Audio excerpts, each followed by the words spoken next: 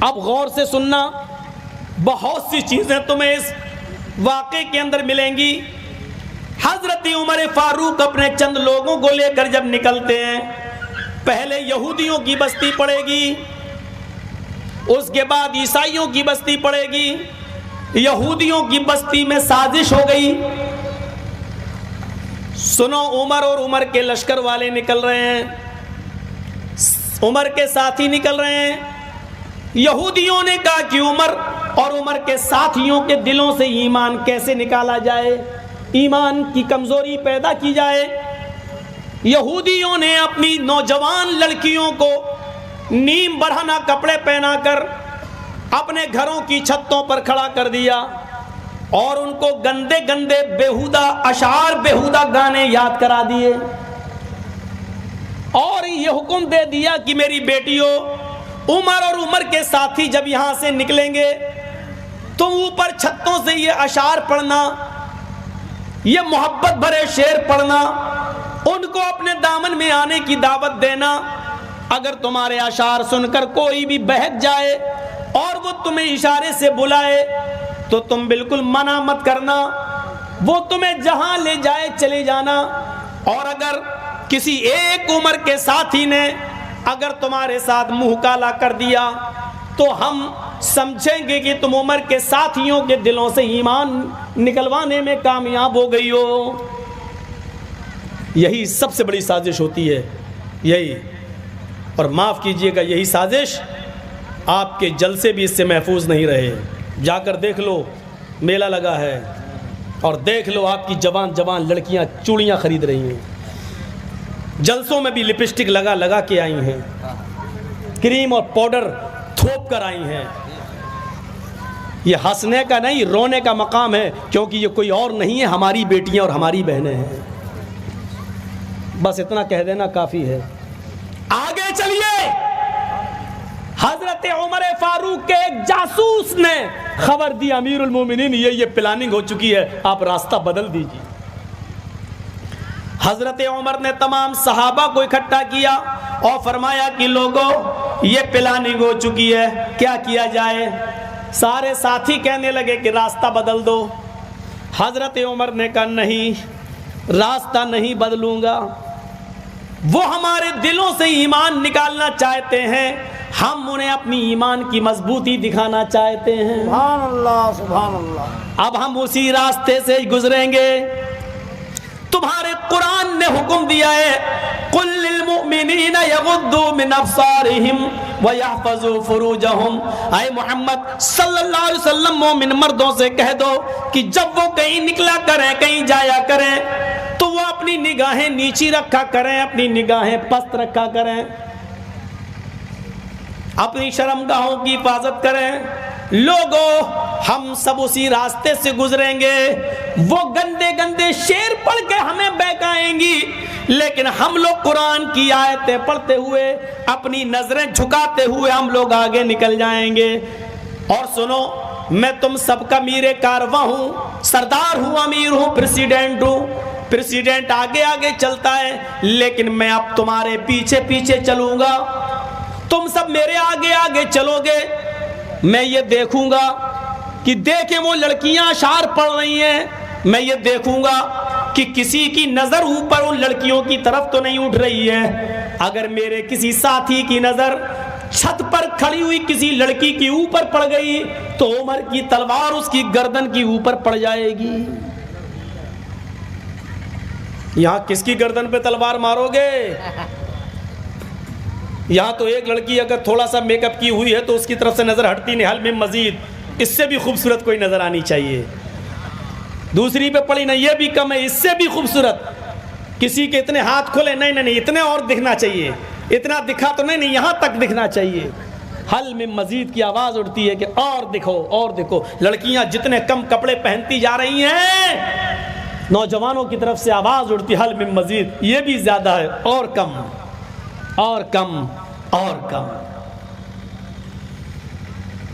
اور ایک بات بتا دوں، پہچان بتا دوں آپ کو، جس لڑکی کے جسم پر جتنا کم کپڑا ہوگا، سمجھ لو کہ وہ اتنے ہی بڑے باپ کی بیٹی ہے۔ یہ بہت بڑی پہچان بتا دی آپ کو. جس لڑکی کے جسم پر جتنا کم کپڑا ہوگا سمجھ لینا کہ اس کا باپ اتنا ہی امیر ہوگا. یہ امیر باپ کی بگڑی ہوئی بیٹیاں ہوتی ہیں, اور وہ امیر, اس کو میں امیر نہیں مانتا. دولت کا خزانہ ہے تیرے پاس, لیکن تیری دولت مولوی جرجیز کے پیروں کے جوتے کے نیچے. میں نہیں سمجھتا.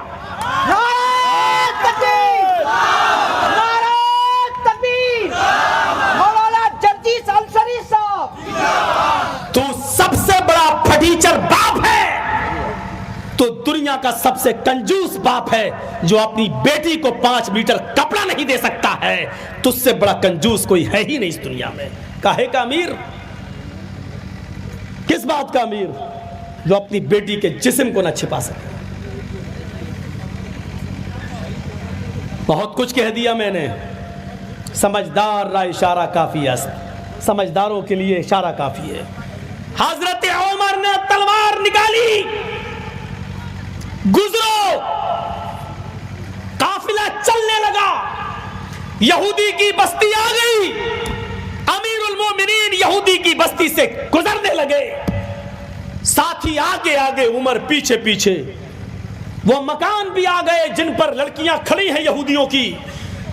گانے گانا شروع, ترانے شروع, نرم و نازک آواز, لب و لہجے میں, سریلی آواز میں عشقی اشعار شروع. جیسی جیسے امیر المومنین کے ساتھی آگے بڑھتے گئے, ان کی بھی آواز شروع ہوتی گئی, نظریں نیچی جاتی گئیں. اور جب ان گھروں سے گزرے تو امیر المومنین نے کہا ابدؤ, تم قرآن کی آیت پڑھنا شروع کر دو, اور اتنی زور سے پڑھو کہ تمہاری آواز پر ان کی آواز مغلوب ہو جائے, تمہاری آواز غالب آ جائے. حضرت عمر فاروق کے ساتھی زور زور سے پڑھنے لگے, قل للمؤمنین یغضوا من ابصارہم ویحفظوا فروجہم.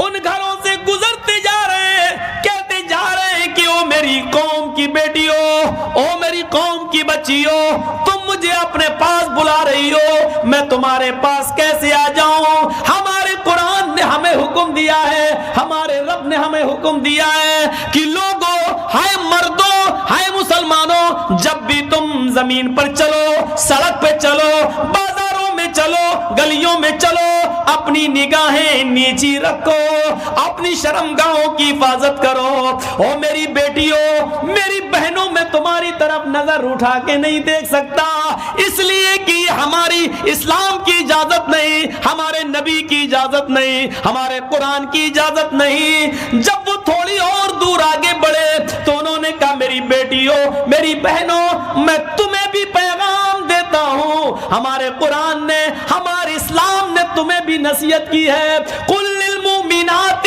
یغضضن من ابصارہن ویحفظن فروجہن ولا یبدین زینتہن. او میری بیٹیوں, میری بہنوں, جب بھی تم بھی کہیں نکلو تو اپنی نگاہیں تم بھی نیچی رکھا کرو, اپنی شرمگاہوں کی حفاظت کرو, اور جو میک اپ, جو بناؤ سنگار تم نے کیا ہے, یہ غیر مردوں کے سامنے ظاہر نہ کیا کرو. ہمارے قرآن نے تمہیں بھی یہی حکم دیا ہے. یہ کہتے گئے اور آگے بڑھتے گئے ان بچیوں کی طرف, اور یہودیوں کی ان لڑکیوں کی طرف انہوں نے نظریں اٹھا کر نہیں دیکھا.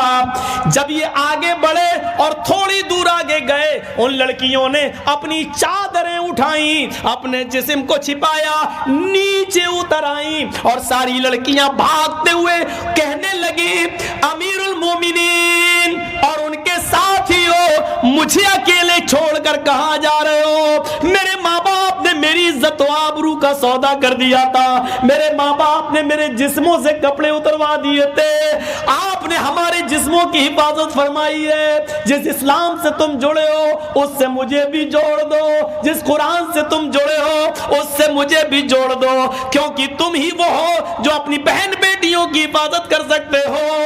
امیر المومنین اور ان کے ساتھیوں, مجھے اپنی زوجیت میں لے لو, مجھے اپنی بیوی بنا لو. میں بھی اسلام سے جڑنا چاہتی ہوں, تم سے تمہارے ساتھیوں سے نکاح کرنا چاہتی ہوں. حضرت عمر نے پیچھے پلٹ کر دیکھا, سر سے پیر تک چھپی ہوئی ان تمام لڑکیوں کو کلمہ پڑھایا. پھر فرمایا, بیٹیو, میری قوم کی بچیو, میں یروشلم سے جب واپس آؤں گا تو تم تمام لڑکیوں کے نکاح کا انتظام کراؤں گا, تم سب کے رشتے جڑواؤں گا اور تمہیں اسلام پر عمل کرنے کی پوری اجازت دوں گا. میرے بھائیوں, لڑکیوں نے کلمہ پڑھا, اشہد ان لا الہ الا اللہ واشہد ان محمدا عبدہ ورسولہ. یہودیوں کی سازش ناکام ہوئی اور ان لڑکیوں کو اسلام کی دولت ملی. اب آگے چلیے, یہودیوں نے تو یہ سازش کی, یہودیوں کی بستی ختم, عیسائیوں کی بستی آتی ہے. یہاں ایک دوسرا منظر سامنے آتا ہے. جب عیسائیوں کی بستی میں امیر المومنین داخل ہوئے تو ظہر کی اذان کا وقت ہو گیا.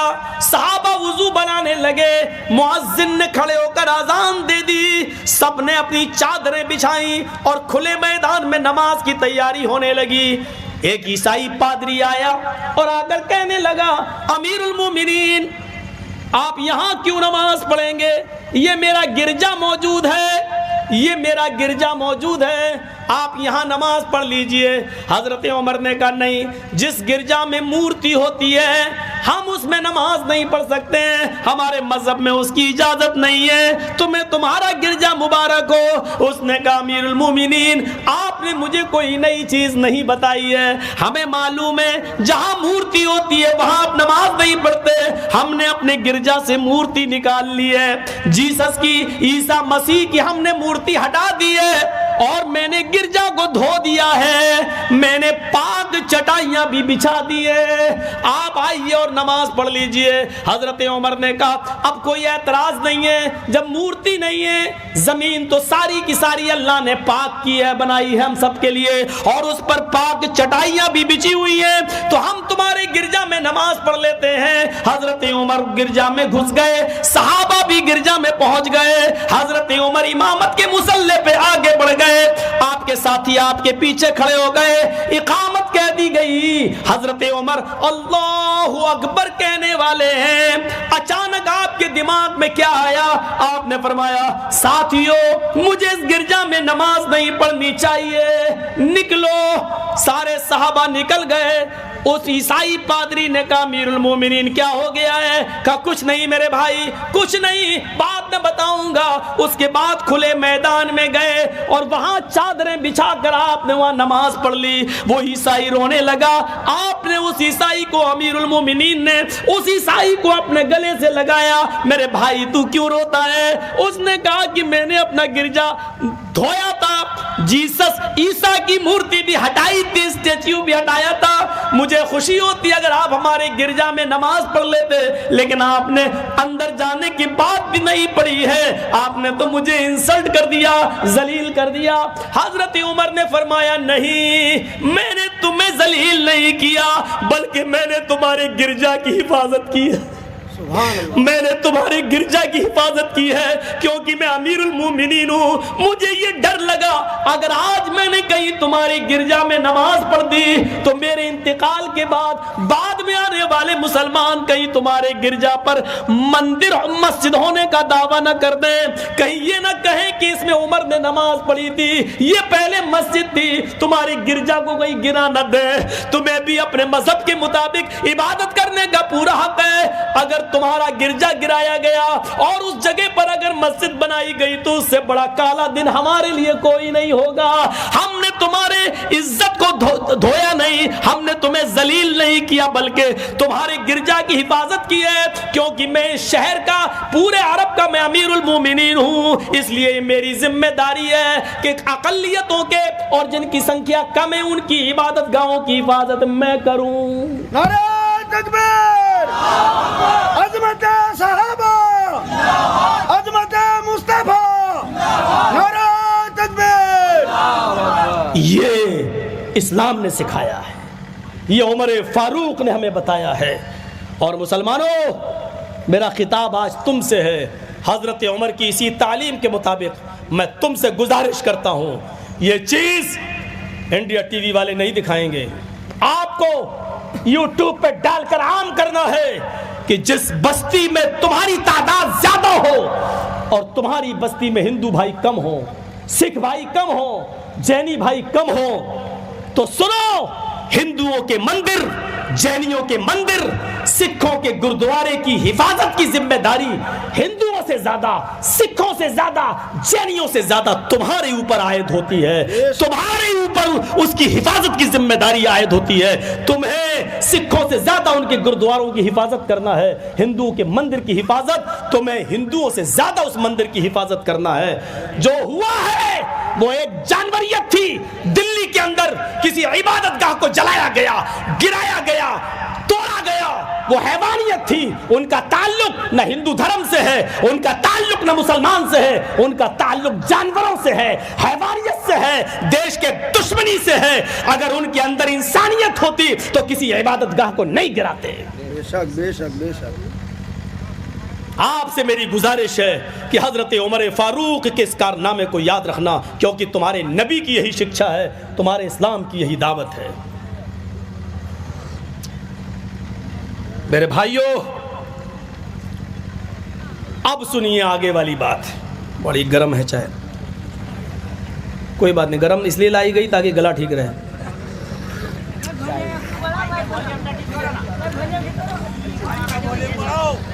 بھائی بار بار شکایت کیوں؟ ٹھیک ہے, ہمارے منہ ہٹا لے رہے ہیں نا تو اس کا یہ کٹ جائے گا سب جب سامنے آ جائیں گے. ایسا ہے, سنیے, میں منہ نہیں ہٹا رہا ہوں, میری بولنے کی سٹائل ہی ایسی ہے. دوسری بات یہ کہ میں 20 سال سے تقریریں کر رہا ہوں, منہ کوئی میں آج پہلی بار تھوڑی ہٹا رہا ہوں. ہر جگہ کا مائک ٹھیک رہتا ہے, آپ کا منہ ہٹانے سے کیسے؟ یہ تو آپ کے مائک میں کمی ہے. مائک تو وہ ہوتا کہ ایسے کروں تب بھی آواز جائے, ایسے کروں تب بھی آواز جائے. اگر صاحب صاحب ہوتے یہ مائک میں نہیں پڑتے. اب کوئی چپکا کے اب اس کو چما لے کے تو نہیں کر سکتا ہوں نا, ایسے ہوں بولوں تو کیا فائدہ ہوگا, رہنے دیے. تو میرے بھائیوں, ہماری اس بات کو ذرا یاد رکھیے گا, یہ پیار دوسروں کی عبادت گاہوں کی حفاظت بھی اسلام سکھاتا ہے. اسلام, اور آپ ایسا کر کے دکھائیے. جتنی نفرتیں پھیلائی جائیں آپ اتنی ہی محبت کا پیغام دیجئے. یہ فیکٹ ہے, یہ حقیقت ہے, یہ دشمن بھی جانتے ہیں کہ نفرت کبھی محبت سے جیت نہیں سکتی. نفرت کبھی محبت سے جیت نہیں سکتی. محبت چند دن مجبور تو ہو سکتی ہے لیکن ہار نہیں سکتی. کیسے ہار جائے گی؟ ہاریں گے نفرت کرنے والے. کہو انشاءاللہ. نفرتیں پھیلانے والے کہو انشاءاللہ. الٹی گنتی اب ان کی شروع ہو چکی ہے اور انشاءاللہ ہو کر رہے گی. انشاءاللہ. ہم بھی دعا کرتے ہیں کہ بار الہ, دیکھیے ہم دعا بہت کر رہے ہیں لیکن چبھے گی. کیوں؟ چور جس کے اندر ہوگا اس کو چبھے گی. زور سے کہیے گا آمین. ابھی نہیں, جب ہم دعا کریں زور سے کہیے گا, دعا کریے. اے اللہ, ہمارے اس ملک کے اندر, ہمارے بھارت کے اندر ان لوگوں کو دیش کی ذمہ داری دے جو اس دیش کے اندر محبت